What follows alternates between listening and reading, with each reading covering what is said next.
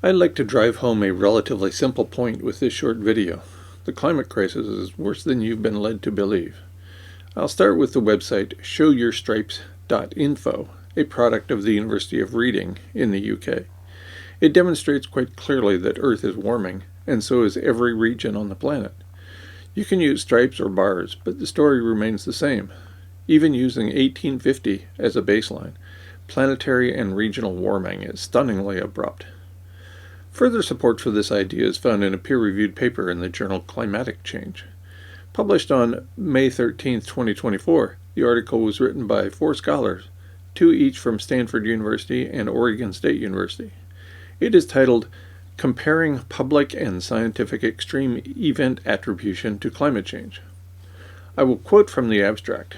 Quote, extreme event attribution is an active area of scientific research, but public attribution of extreme events to climate change is not well understood, despite its importance to climate change communication and policy.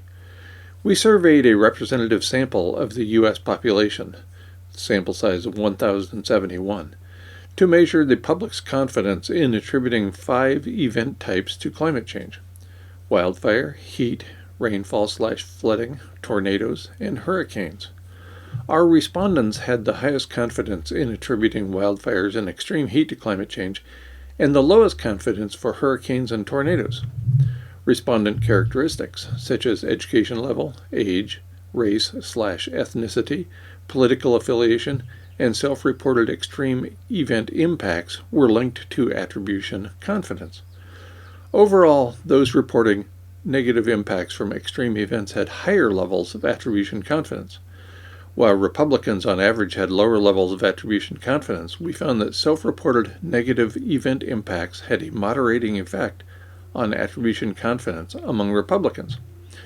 Republicans who were more negatively impacted by extreme events had higher levels of attribution confidence compared to Republicans who were less impacted.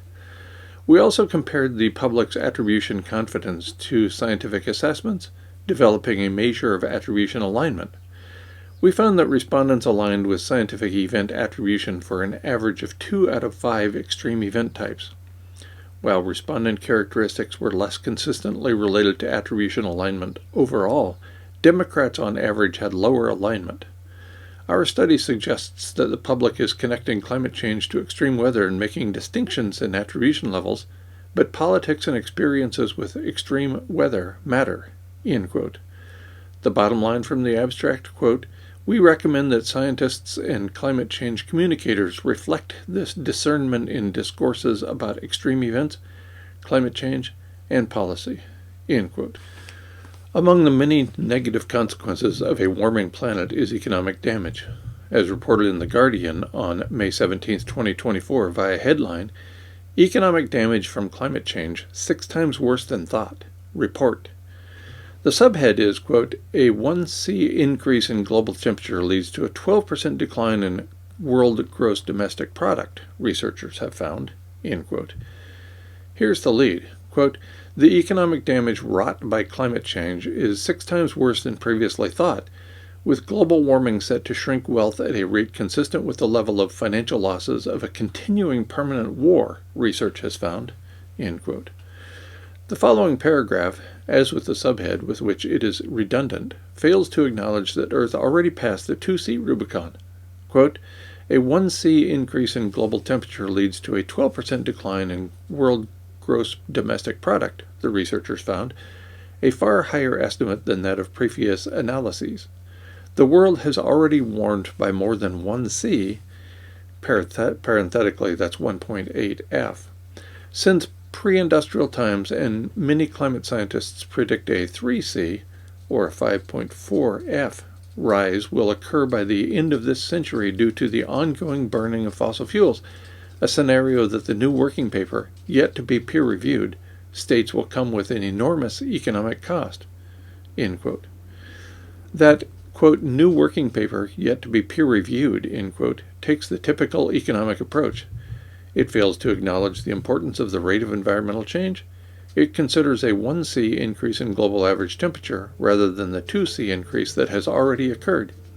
It estimates that the macroeconomic damages from climate change are 6 times larger than previously thought, based on this 1°C increase in global temperature leading to a 12% decline in world GDP.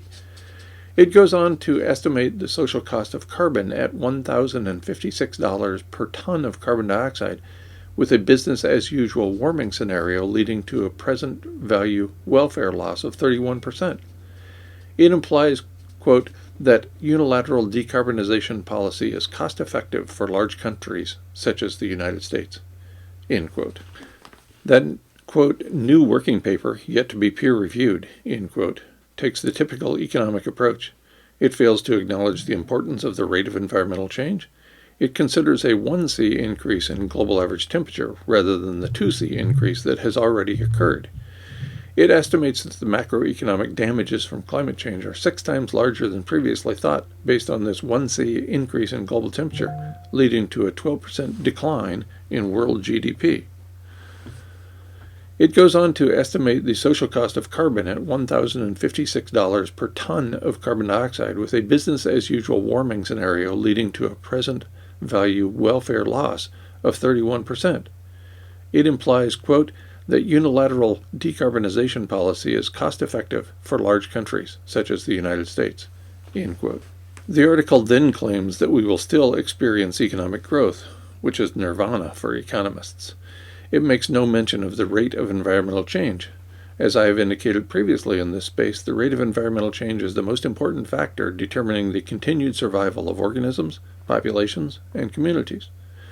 According to a peer-reviewed open-access paper written by 13 scholars and published in Oikos on December 28, 2022, the, quote, increasing rate of environmental change constitutes an additional threat to organisms, populations, or communities, end quote. The paper in Oikos is titled, The Rate of Environmental Change as an Important Driver Across Scales in Ecology.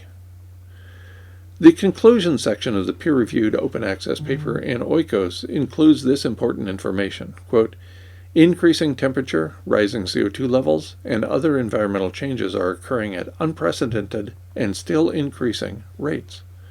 In this study, we highlighted how, beside the magnitude, the rate of change in an external driver can trigger catastrophic outcomes. Combining observational studies over time and space with experimental studies will help to assess the potential of rate-induced transitions in determining the responses of ecological entities to environmental change and facilitate the development of appropriate mitigation strategies, end quote. In other words, as I've indicated many times in this space, the rate of environmental change is critically important to the continued survival of organisms, populations, and communities.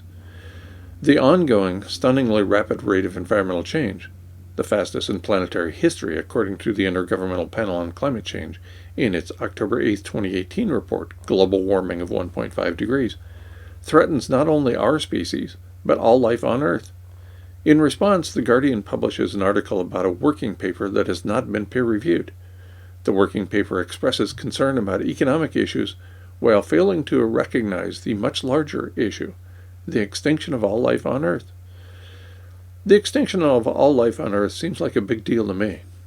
We are clearly headed for that outcome based on either of two factors.